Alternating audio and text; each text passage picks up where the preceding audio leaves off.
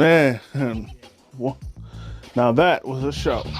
Ladies and gentlemen, do not adjust your set.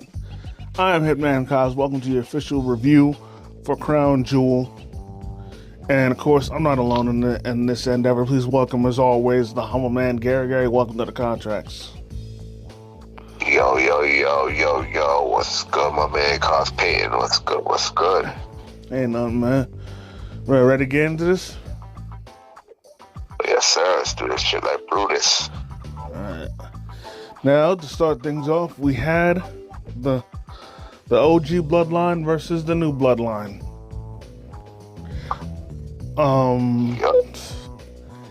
Quite a few things that I'd like to point out before we get down to the match. For one thing, the crowd was friggin' lit for Jay. Oh yeah. Of course, they were yeeting as usual. You always got to get your yeet on. Right. And then, Me too.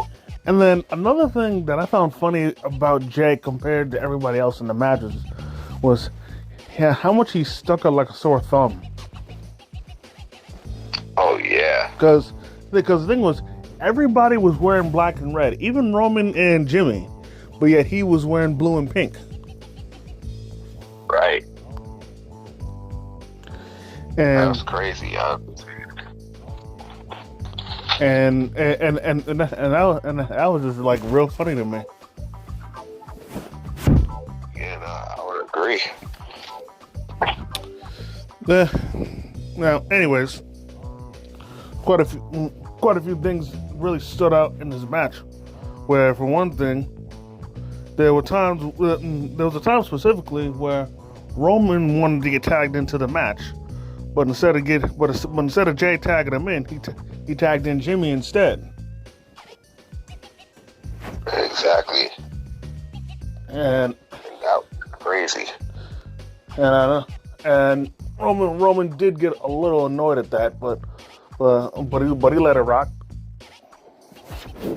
Yeah, he did. But, and then, as usual, and the only reason why I want to point this out just because how perfectly he does it, and that's Jacob Fatu. Once again, did his pop-up Samoan drop, and the reason why I want to point that out is because if I haven't said it before, this man does the pop-up Samoan drop so perfectly, and he does it effortlessly, man.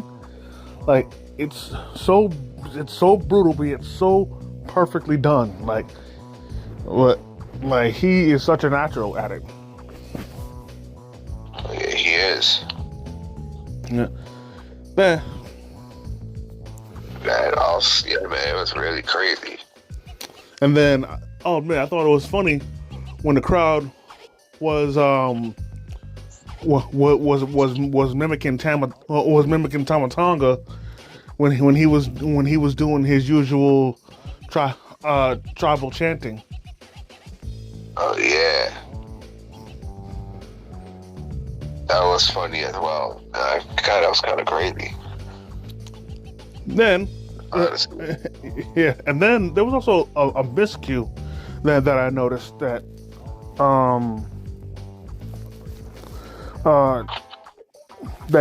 Roman tried to spear Solo. However, Solo countered with the Samoan spike. And then when he went for the pin, Jimmy he was actually too late when it came to breaking up the pin. Like he was like a split second too late, so Roman had to kick out.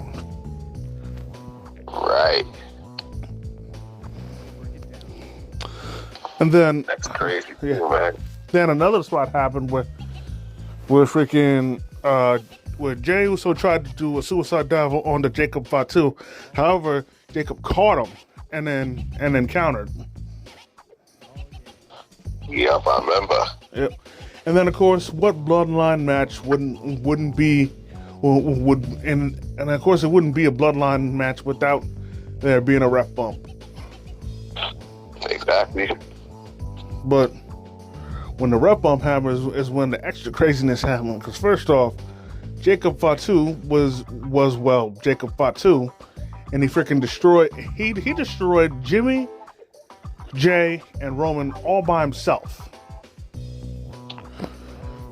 Oh yeah. And as if it wasn't emphasized before by us, this man is not human. He is not human. That's right. But in any case, this then sets up Roman to get hit with a second Samoan spike. Then, kind of like Crown Jewel last year, he gets hit with another Samoan spike, and like that, this shocked me. Solo pinned Roman. Oh yep. Like, I was so stunned and speechless. Solo pinned Roman. Oh yeah, for real. Like, I don't think people understand the magnitude of this, because first off, me and you were both in agreement that the OG Bloodline was going to win the match. Exactly. But this is so crazy, because not only did the OG Bloodline lose, but Roman took the pin. Yeah, man, for real. And the fact that it was Solo who pinned him makes it mean that much more. Right. But looking back, this the OG, I mean the new Bloodline actually really needed this win, just for the momentum. Right. Then, It did. but of course, after the match, let's just say it wasn't quite over yet, because it got even crazier. Because then Roman started tugging on to Solo, trying to fight him again. To which then the rest of the Bloodline started to pummel him. And then Right. And then Jimmy and Jay tried to, tried to help Roman, but now at this point it was 4-on-3. That's when the honorary Sami Zayn pulls up to try and make the save. And Right. Crazy. and Tama Tonga, Tonga Loa, and Jacob Fatu are outside the ring, and Solo is cornered by all four of them. By Jimmy, Jay, Sammy, and Roman. And I'm thinking the walls are closing in. But then, oh my God, as if I wasn't shocked already when it came to Roman getting pinned, they catch me off guard again. Yeah, that's crazy. Yeah, because Roman tries to hit Solo with a Superman punch, but at the same time, Sami Zayn attempts a haluva kick. But here's the thing: Solo ducked, and when he ducked, Sammy decked Roman with the haluva kick. Oh yeah, that was crazy. And then that made shit even worse for the OG Bloodline. Now, first off, Solo was laughing at them, but more importantly, and worse than that, was that now Sammy, Jimmy, and Jay were now arguing relentlessly. Freaking Jimmy was yelling at Sammy. Jay's trying to break it up, and it was getting and then what made things even worse was that Roman eventually was able to gather himself, but here he saw that the OG Bloodline was starting to disintegrate right before his eyes. That's right. And I tell you what, going into SmackDown, I know Roman's still gonna be feeling some type of way about the haluva kick, but they I think they need to figure something out and figure something out quick, They keep arguing like this, then Solo might as well keep that Olafala. Nah, that's crazy. Cause Roman, my boy Roman gonna get it back from my boy Solo. well, I'll tell you what. If things keep up like this, he ain't getting shit back. Oh my god. Because if they keep up this arguing, then the beatings are gonna keep coming. Right. Yeah, you're right. Moving on. We had Bianca Belair and Jade Cargill defend the women's tag titles against Metaphor, Damage Control, and Chelsea Green and Piper Niven. That's right. It was. Go ahead. It was good, honestly speaking. The match was good. Yeah. Bianca. Sorry. Go ahead. Being Bianca and Jade retained and all that was very good. Yeah. I found it pretty amusing that Sticker Michael Cole would not stop shit talking Chelsea Green. Oh yeah. My God. You know, one time I would love to see with all the shit talking Michael Cole does, I would love to see somebody slap him in the face. Oh yeah. Reminds me of other times where he was constantly shit talking Top Dollar, and then Top Dollar finally got up in his face, and he was quiet for the rest of the match. Oh yeah, that's right. And anyway, what happened? No, I said he was quiet for the rest of he was quiet for the rest of the match. Cole. Yeah. Anyways, end of the match came where it looked like Piper Niven and Chelsea Green were in control, but then Piper Niven accidentally commits a major error where she hits her splash onto Chelsea Green. And then by the time she realized what happened, it was too late. Because then Bianca Belair and Jade Cargill hit the Doomsday device. Shout out to the Legion of Doom for the win. Right. And I say this. Yeah. Now that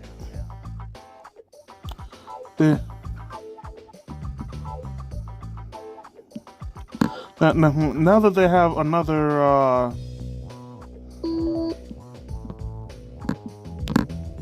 hold up. Yeah. Now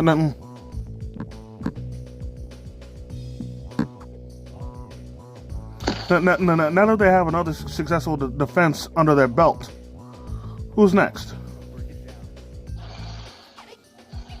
No, that's a good question. That's who's next, because I wonder who. I guess it's just as good as mine. I guess it's just as good as mine. So who's next?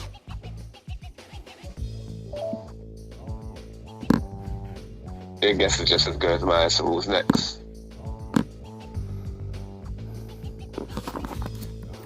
Well, and actually, before I get to that, I remember this dude. I saw something where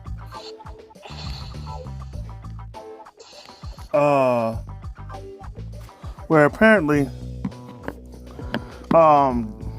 Jade Cargill and Bianca Belair weren't getting along backstage, and me, I'm calling bullshit. That's as he should. Good.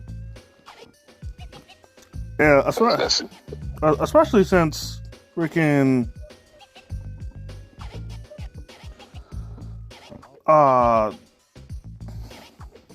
Okay. No. Especially since the person who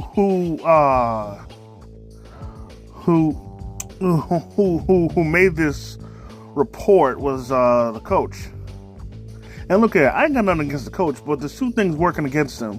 Number one is the fact that he said that he'll never That he'll never come back to WWE. That's number one. And number two, um, you know, I gotta know. I know he works for ESPN, but who are his sources? Exactly. Like again, I got nothing against him, but still, you know what I'm saying? Yeah, I got you perfectly. I just fucking say like, what the hell? But anyways, let's not dwell on that. Moving on, we have Seth Rollins versus Bronson Reed. Yeah, that match is very good. So good. So good. Yeah, and I will say, I was disappointed that Bronson lost. However, they actually did manage to make him look strong even in defeat, so I'm not entirely mad. Because especially with the way he lost, where first off, man's got curb stomped off the stairs. Right. Then he took a regular curb stomp on the mat. Then Seth went to the top rope and hit him with a third curb stomp, and then that's what got the job done. However, that's crazy. However, there was one last thing that they did that made it even better for me, and that's the fact that after Seth was walking away, Bronson Reed stood up. Yeah, said it's not over. Yep. So I'm definitely looking forward to this. But I will say this: next time around, Bronson Reed has to win.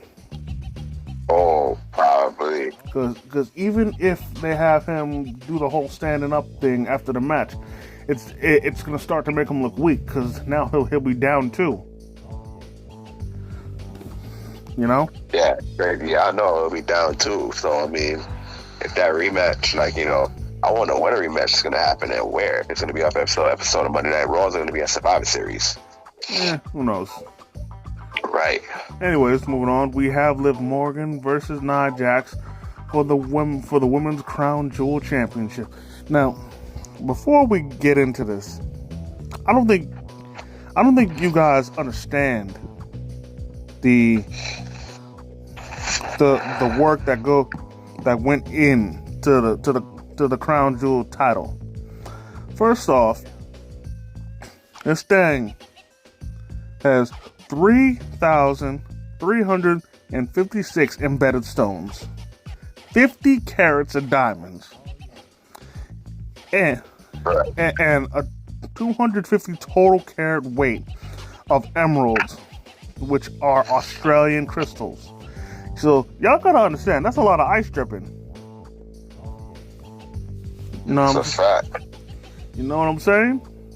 Yeah, I know what you're saying perfectly. That's a fact. Now, on with the match. Liv thought she was funny and was stepping on Nia's back when she was on all fours. However, Nia turned the tables on her, picked her up, took her to the top rope and hit her with a Super Samoan drop. Yeah, that was crazy. Then, as it would dictate in Nia's matches, Tiffany Stratton came down trying to cash in Money in the Bank, or so we thought. To which then Nia once again sees her, and she tries to plead her case, saying that she was gonna cash in. To which Nia told her that it's not the time just yet, and told her to go back. To which at first she was gonna listen, but then she changed her mind and came back down to the ring. Yeah, most definitely. Yo, I thought something crazy was gonna happen before, but it's only a matter of time before she actually cashes in, and I think she will. Yeah, and then she actually did try to cash in this time, but Raquel Rodriguez and Dominic Mysterio popped up to prevent it. And it was during the distraction where Nia was about to finish off Liv Morgan, but Raquel and Dominic were distracting the ref, which eventually which created the opening that Liv needed, and she eventually hit the Oblivion, and Liv Morgan is undeservingly the Women's Crown Jewel champion. Oh yeah. I was so annoyed by this, man. That should have been nice. Oh, wow. No, I ain't gonna hold you. Yeah. Right. And I know Nia's gonna be pissed off at Liv. I mean, at Tiffany. But even still, you know, right. Nia should have won. Yeah, I believe. Yeah, you know, I ain't gonna debate you. Yeah, you know, I'm gonna agree with you 9,000%. My girl Nia should have won. But they made my girl Liv win.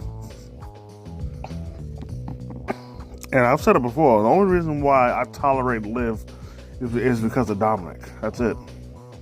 Yep, you did say that. Moving on, we have Randy Orton versus Kevin Owens, and technically speaking, this match didn't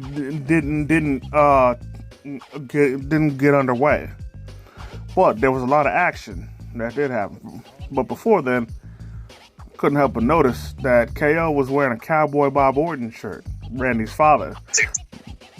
Yeah. And then, as usual, the crowd was singing voices extra loud, as usual. You know, as usual with the foreign crowds. Then, as Orton was closing, KO attacked him from behind with a chair. Oh wow, that's right. Then, as they started fighting inside the ring and outside the ring, shit really started to get crazy, because then KO was about to crack Orton with the chair, but the ref stopped him. But then he got a stunner for his trouble. So I'd say that's a couple $1,000s out of KO's pocket. Then That's something it is. And then Orton tried to deliver a chair shot, but Daivari, Sean Daivari, if y'all remember him, tried to stop. Or he stopped Orton's chair shot, and then he got beat up. He beat up for his troubles. Then Adam Pearce and Nick Aldis came down to try and break things up, but Adam Pearce wound up getting an RKO for his troubles, whereas Nick Aldis got lucky. Right. But then again, he wasn't dumb enough to try and get in the ring and stop him. And then to end things off, they were out in the crowd, and Orton was perched on top of a table, to which then Kevin Owens went up a couple levels, and then stood on top of a railing, and jumped off and hit an elbow drop through the table. And honestly, first off, you know, they're both are gonna fund a couple $1,000s out of their pocket. That's number one, and number two, they definitely, if they have an official match, it's got to be no holds barred, street fight, hardcore, something like that, you know. Because with everything that happened, and that needs to go down, you know. But anyways, moving on, we have LA Knight defending the United States title against Andrade and Carmelo Hayes. Now there was something that what happened? What'd you say? Yeah, I'm here. I was listening to what you had to say, my man. Yeah. Now there was something that stood out about LA Knight's title that at first I saw out the corner of my eye on SmackDown, but now it's been confirmed that the LA Knight has a custom strap on his title. that if you look closely, his logo is like all over the strap. But anyways, on with the match. Right. Actually, hold on. There's another thing I'd like to bring up, and that's Andrade's graphics for his entrance when it comes out, and that has me saying, why didn't y'all have him with that stage set up when he first debuted? Because before then, his graphics were terrible. That shit was bad. Like, y'all did not put any thought into those graphics at all. This is what it should have been the whole time. Now, anyways, on to the match. Right. Now, there was a pretty dope spot where Andrade went to the top rope, and at first it looked like he had hit an aerial move onto Carmelo Hayes, who was laying down in the ring, but instead he fooled us all and hit LA Knight with a moonsault to the outside. And first off, it was a well-placed moonsault. That's number one. Number two, he got some crazy hang time and height on it to hit LA Knight with it. Then opportunity came knocking at Melo's door, where Andrade attempted to hit a super hurricanrana onto Carmelo Hayes, who was on the top rope. However, LA Knight catches him and hits him with a super German suplex. So now both of them are down. Correct. Which now LA Knight is in the perfect position. In a perfect position for Melo, and Melo sees the opportunity. He shoots and he hits nothing but nets in swish. But unfortunately, Andrade breaks up the pin.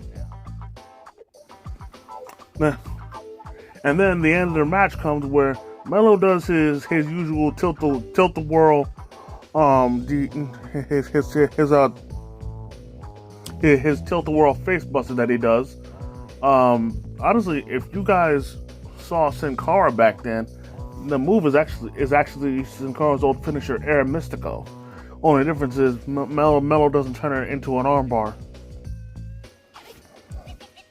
But anyways, this was pretty dope because he attempted to hit.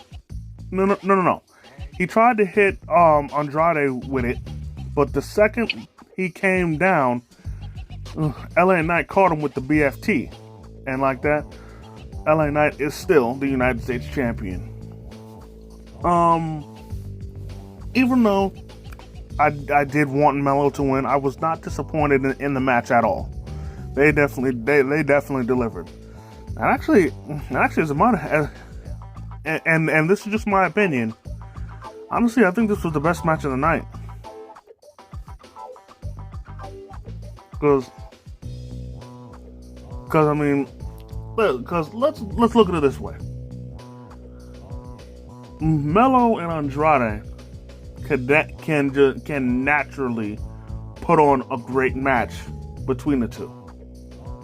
But then you add the unpredictability of a triple threat match, and more importantly, you add a very complimentary wrestler in LA Knight to mix it up with them, and you got a recipe for success, as we clearly saw in that match.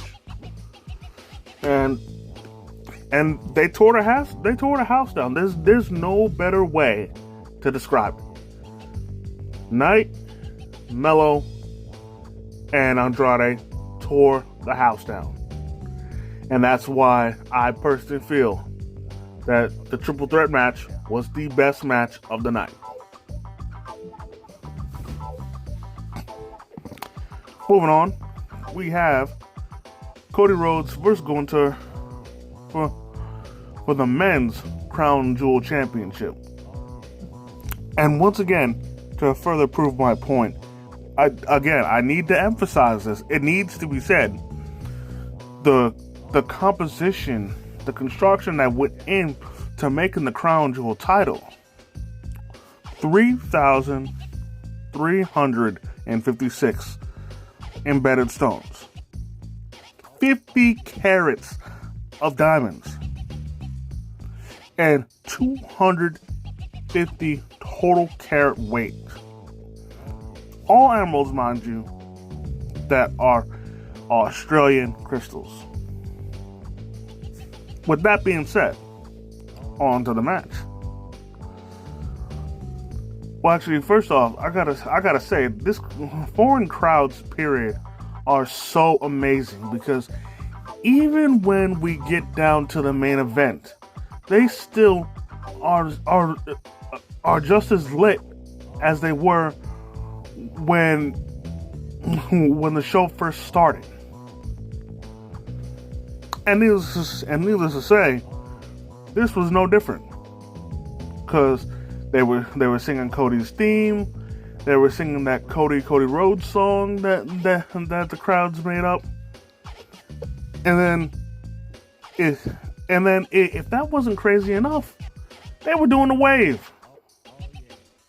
They were doing the wave. Now, along with that, along with that, freaking,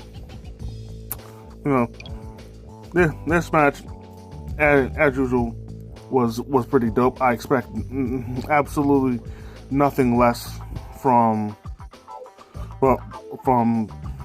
Cody and Gunther.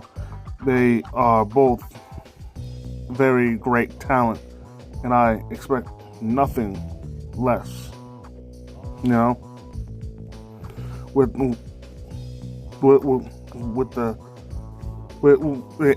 I expect nothing less with the kind of talent that they both possess, especially when it comes to Gunther, because he is always he's always performing at the highest level possible. No matter what he does, no matter who he faces off against, it is impossible for him to have a bad match, or even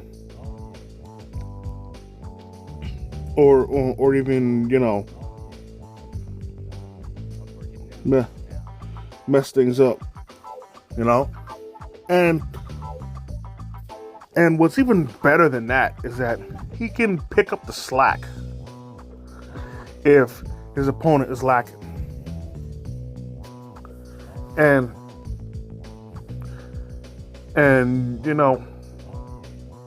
when it comes to him, when it comes to adding Cody Rhodes to the mix, the match is always was pretty good. Right, most definitely. Honestly speaking, because that whole, the match was good. Yeah, it really was. But I will admit, I was very disappointed because unfortunately Cody won. But I will say this. I do appreciate the way he won, because it didn't make Gunther look weak. Now, what happened was Cody attempted the Cody cutter, but Gunther countered, and this counter was absolutely beautiful, because when he tried the Cody cutter, he got caught into the sleeper hold, but Cody shifted his body weight and turned it into a pinning predicament and pinned Gunther, and there it was. Oh, I ain't gonna bake red. That was beautiful. It was. But Trips, man, you couldn't have had the right people win the crown jewel titles. You had to have the two blondes. What you want? Only blonde hair and blue eyed winning the titles. What's up? Oh man, I get exactly what you mean, though. But it's whatever. More importantly, I'd like to get back to what I felt was the match of the night. LA Knight versus Andrade versus Melo. What do you say? Oh, I know the thing. Because again, I've said all I needed to say on it. What's your take on the match? My take, you already know what I'm going to say, my man. That match was very good, man. Extremely good. All three, the way the talent was, it was so good, man. Yep. I knew I would have liked it. I was looking forward to a match like that too, brother. Yep. And of course, given what we've seen them bring to the table, we expected nothing less from the three of them, and they did not disappoint. Exactly. But now that that's over, I gotta say, overall, this pay-per-view was, I'd say, good, decent to good. Only reason why I can't give it like a great or just a straight up good is just because the Crown Jewel championships and championship wins really soured my mood, especially when it came to the women's Crown Jewel championship. The extra shenanigans really soured the mood. Like, don't get me wrong, Nia losing really annoyed me, but especially with all the shenanigans, it made it worse. Right. But yeah. It is what it is. But with that being said, that's gonna do it for this episode, ladies and gentlemen. I definitely want to thank each and every one of y'all for taking the time out of your busy schedules to come and chill with your boys. I definitely want to thank the Humble Man, as always, for coming through and kicking his wrestling knowledge. Yep. You already know. And we'll be right back, coming right here with y'all, coming at y'all with predictions for Survivor Series, Survivor Series, as we know, is November 30th, so we'll be right back here, right at y'all with this prediction. Yep. So, if y'all enjoyed this video, go and hit the like button. Comment if you feel like it. If you're new to the channel, please subscribe and hit the notification bell so you never miss a new video. And as always, by way of Circle Vision Productions, it's the Hitman and the Humble Man. And if you see us coming, run.